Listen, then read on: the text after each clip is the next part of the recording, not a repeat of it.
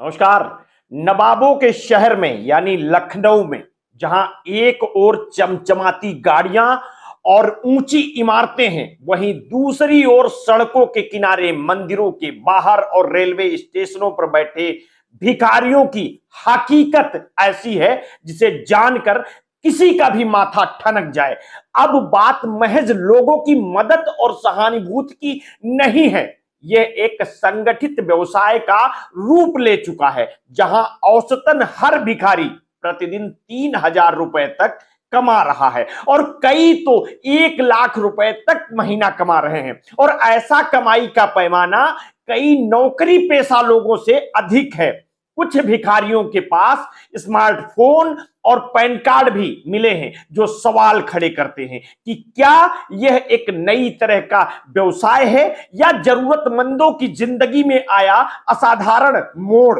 लखनऊ में हुए इस सर्वेक्षण ने कई परतें खोल दी हैं। समाज कल्याण विभाग और डूडा द्वारा कराए गए इस सर्वे में यह भी सामने आया है कि अधिकतर भिखारी अन्य जिलों से लखनऊ आते हैं। हरदोई, बाराबंकी, सीतापुर, उन्नाव और रायबरेली जैसे जिलों से आए इन पेशेवर भिखारियों ने खुद को शहर के विविध कोनों में फैला रखा है। लखनऊ नगर निगम के सर्वे में 5312 भिखारी मिले हैं, जिनकी आय और रहन सहन के स्तर को देखकर अधिकारी भी हैरान रह गए हैं। भिखारियों की यह स्थिति, जहां उन्हें सहानुभूति की बजाय अविश्वास का सामना करना पड़ता है, अपने आप में एक बड़ा मुद्दा बनकर सामने आया है। एक सामान्य व्यक्ति जो कड़ी मेहनत करके 9 से 5 की नौकरी करता है, वो शायद ही इतनी आय अर्जित कर पाता हो जितना ये भिखारी महज सड़क के किनारे बैठकर कमा रहे हैं। और ये बात समझ से परे है कि भिखारी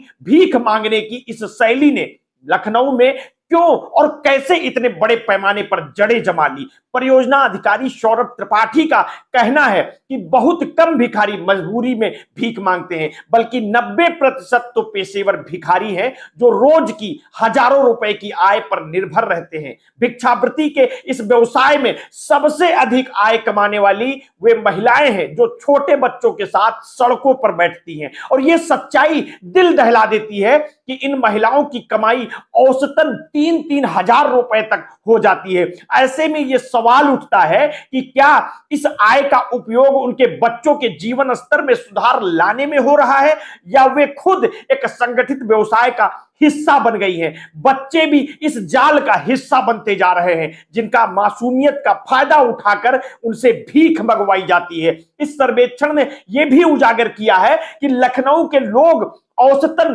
63 लाख रुपए प्रतिदिन भीख में देते हैं। और यह आंकड़ा इतना बड़ा है कि इस पर गौर करना जरूरी हो जाता है। इस रकम का कितना हिस्सा सही लोगों तक पहुंच रहा है और कितना संगठित गिरोहों के पास जा रहा है, यह भी एक बड़ा सवाल है। और यदि यह सच है कि 63 लाख रुपए प्रतिदिन की भीख दी जा रही है, तो इससे राजधानी में भिक्षावृत्ति के नियंत्रण में विफलता की भी झलकती है। 14 राज्यों में भिक्षावृत्ति पर प्रतिबंध लगाने वाले कानून को सुप्रीम कोर्ट ने चुनौती देने वाली याचिका को खारिज कर दिया है।